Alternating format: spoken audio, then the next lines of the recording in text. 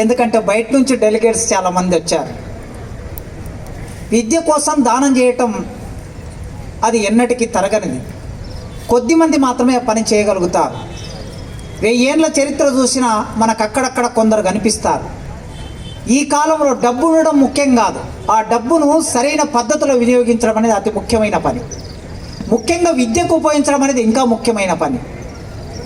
శ్రీనివాస్ యాదవ్ గారు నాకు అహేత్ నగర్ కాలేజీలో మా మిత్రుడు వెల్దండి శ్రీధర్ సెమినార్ పెడితే నేను ఆ సెమినార్కి వెళ్ళాను. కూర్చోండి శ్రీధర్ అని, మీరు కూర్చోండి, పర్లేదు మిమ్మల్ని పరిచయం చేస్తాం, సన్మానం చేసుకొని అంటున్నాడు.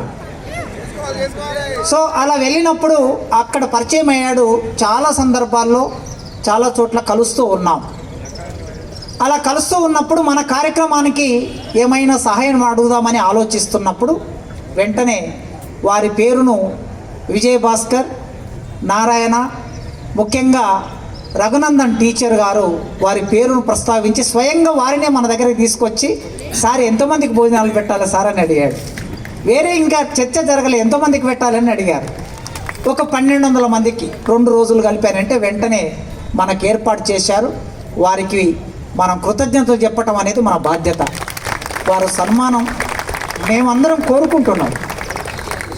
వారు వద్దన్నప్పుడు మనం బలవంతం చేయకూడదు కనుక వారి అభిప్రాయాన్ని గౌరవిస్తూ వారికి మళ్ళీ ఒకసారి వందనాలు. Thank you.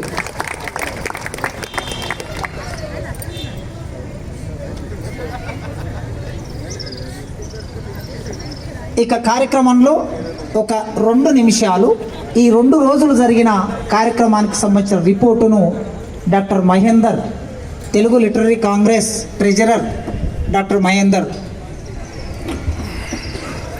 తెలుగు